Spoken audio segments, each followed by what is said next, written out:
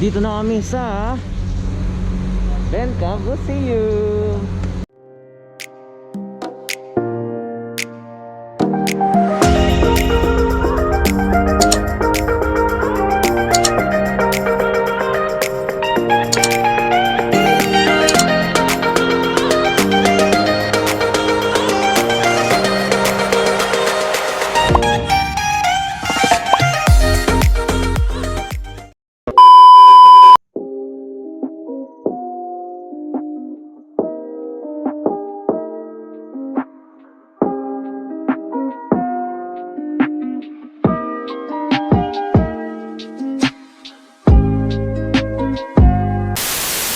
Kung napapansin nyo, ito, yan. Sabi nila, si Benka daw pina-road wide to kasi pag maraming tourist, yung putok na putok yung turista dito sa Baguio, dito nagpa-park sa kalsada. Kaya ginawa ni Benka, pina-road, ano niya yan, road widening. Ba't ba word ng word? Road widening ang ginawa niya dyan. Gago! Tapos dito nagpa-park yung mga turista. So ngayon dahil pandemya, walang masyadong tourist. Mga locals lang yun nandito. Tatry nating mag-vlog sa loob. Pero yung pa yung isa, no, bawal daw mag-vlog sa loob. Only for your eyes lang talaga yung mga portraits doon. Pero tatry natin. 12 seconds later. So may proper din sila na ano, check temperature, check, tas may alcohol din. All is in proper.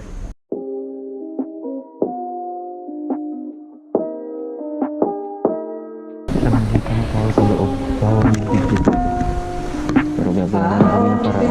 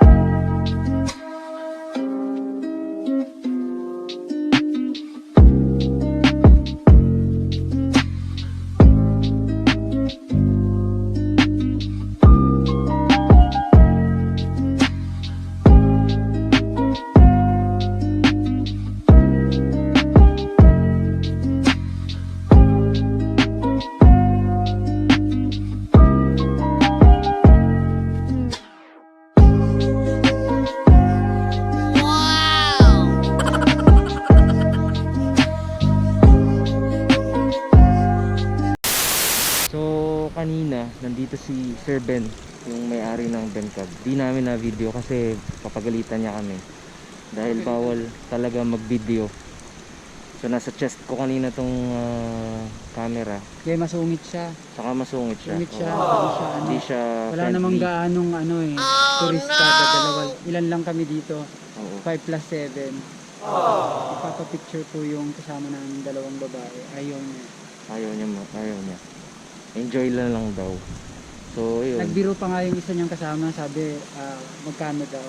Oh no! Ngayon, picture lang, papabayad. Oo. So hindi siya friendly. Different. Sir Ben.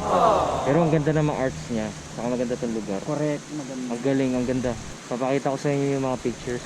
I-walk through lang pinakita ko sa inyo kasi bawal talaga mag-vid. Ang ganda na dito kasi andyan na yung fog. Nasa likod ko na. Okay, love. Kung nakikita nyo siya, ayan. Everyone. Ang kapal ng fog.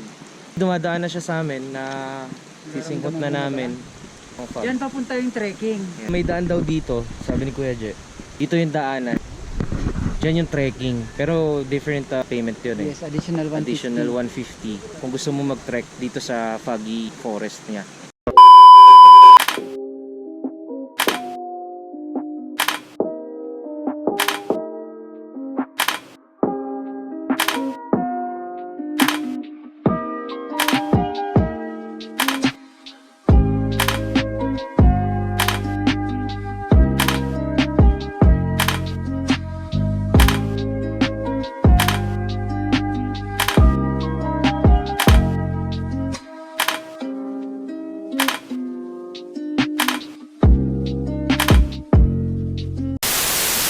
Malabas na kami sa Bencab.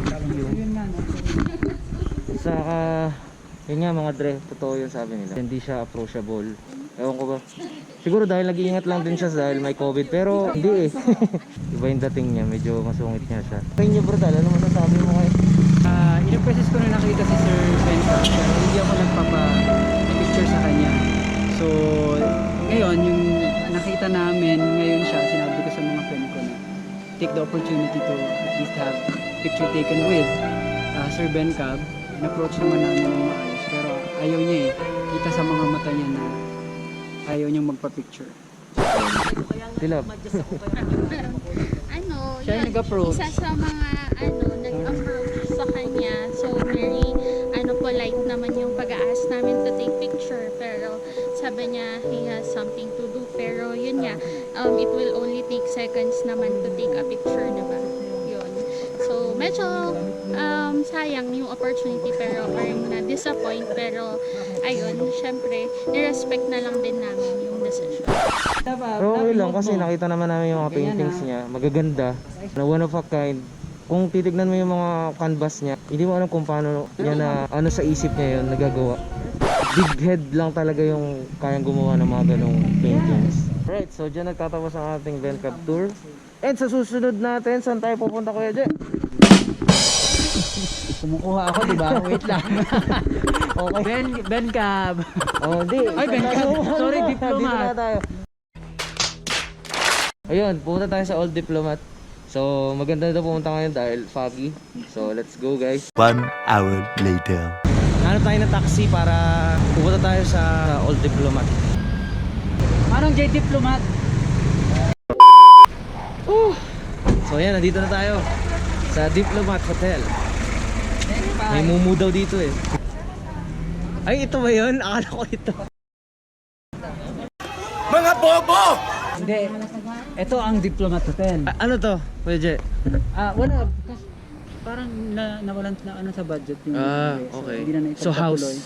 Yes, pero ang laki niyan. Oo nga, Pagpunta laki. tayo sa gilid dyan hanggang babayan. So, ito pala yung Diplomat. Akala ko yun. Kasi, first time ko palang pupunta dito. At may mumu daw.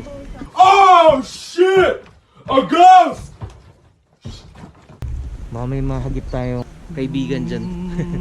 Tapos mayroong church, parang church to.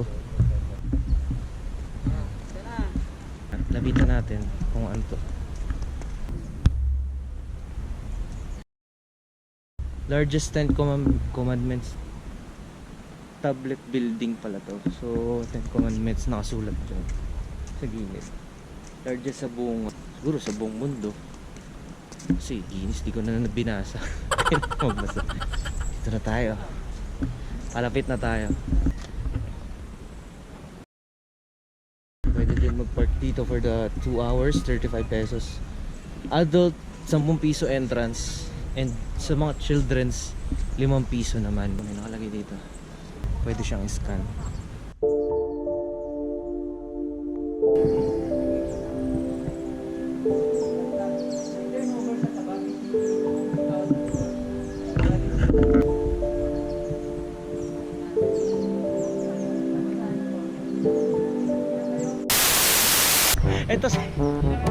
Ito guys, bago tayo mag ghost hunting ito yung kaibigan ginagawa. Nagbibi. Galing nga kasi kami sa kada lipat namin ng venue, may outfit talaga siya. So from the resort, naka American 2-piece. Pagdating sa Vencap, naka blouse. Tama? Pagdating dito, naka-dress na siya. O, diba? O.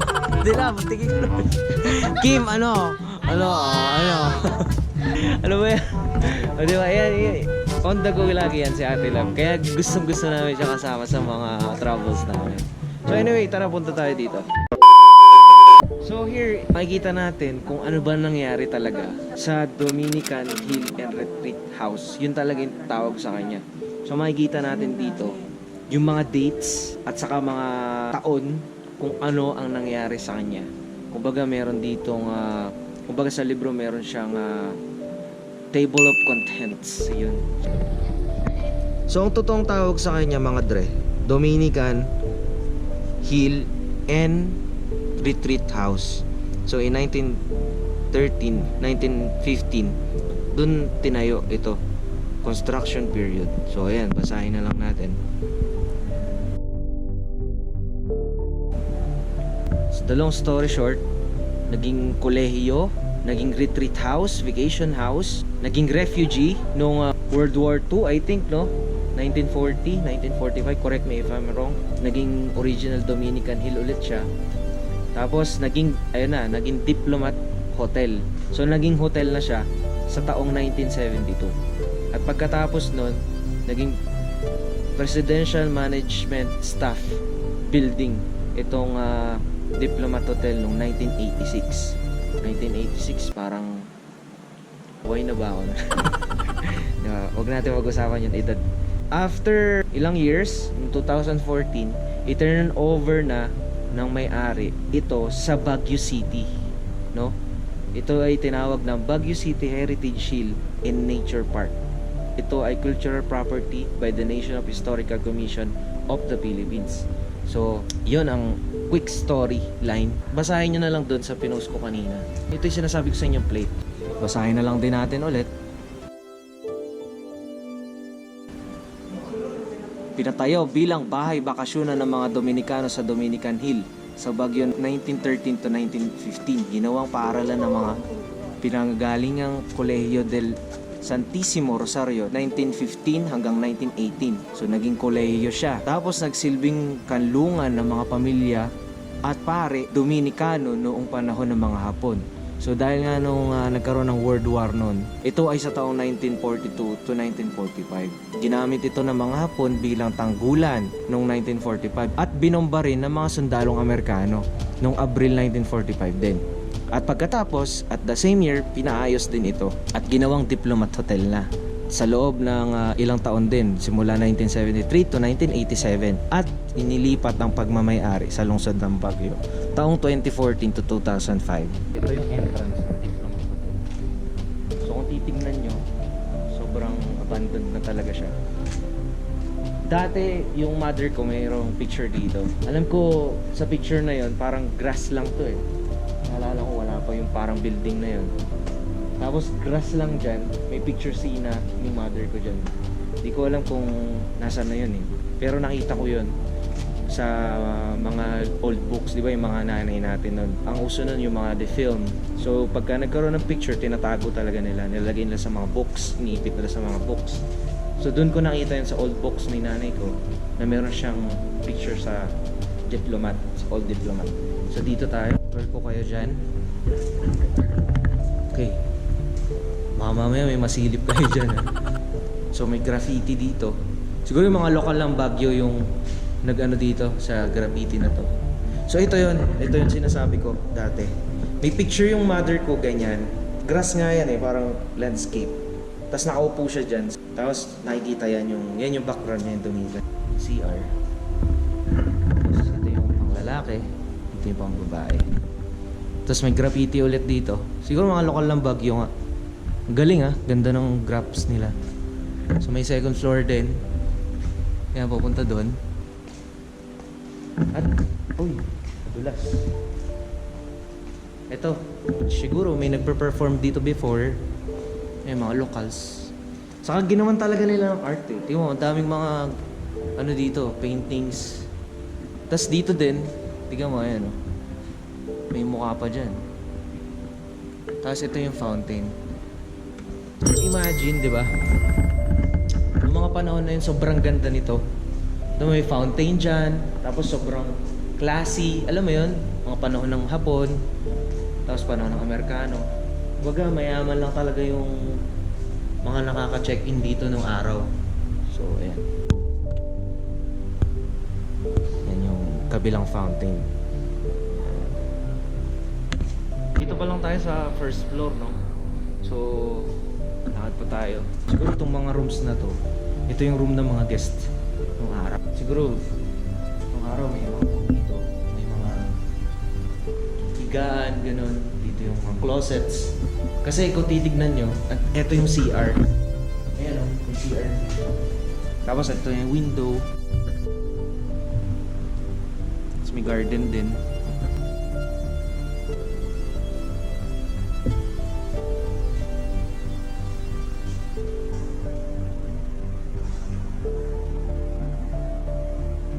Okay tayo sa second floor.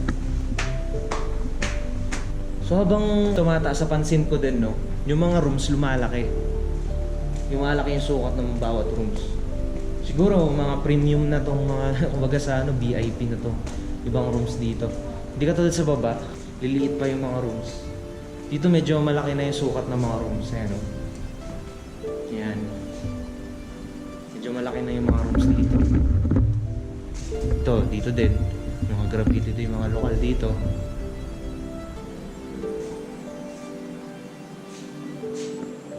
Nakakatuwa no, galing ng drawing. Mga igorota. Saka mga igorot. Mga lokal. Ito yung second floor. Ikot pa tayo.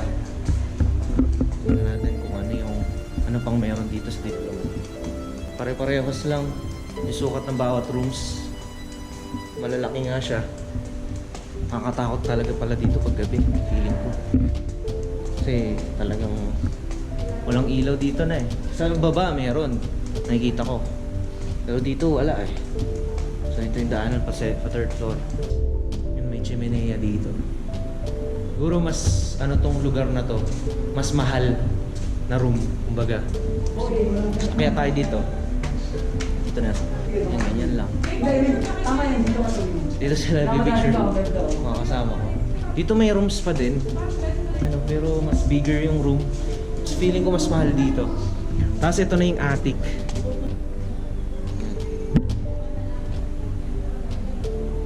Yan na yung cross.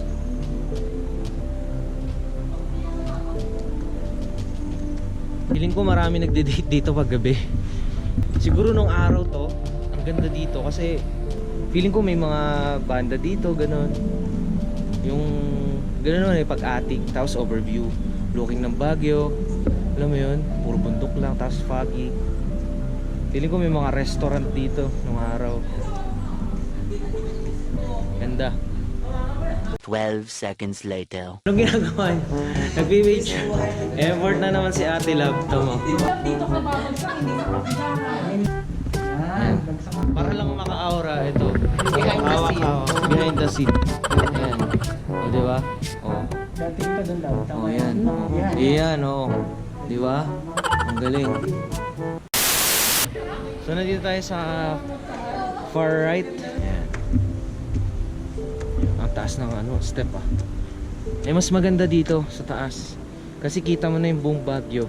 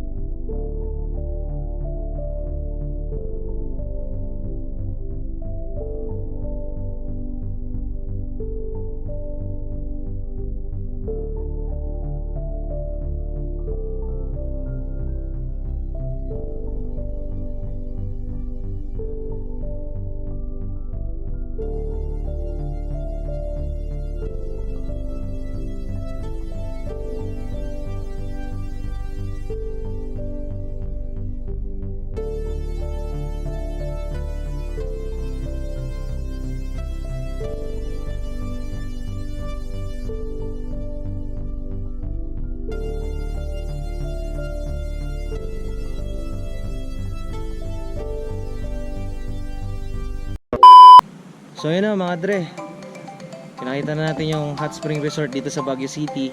At the same time, nagpunta rin tayo sa Bencab Museum. At dito, panghuli natin sa Diplomat Hotel. So kita-kita tayo sa susunod na vlog. Don't forget to like, share, and subscribe sa aking mga vids. And hit that bell button for more updates about my video. Maraming salamat sa inyo. Bye-bye!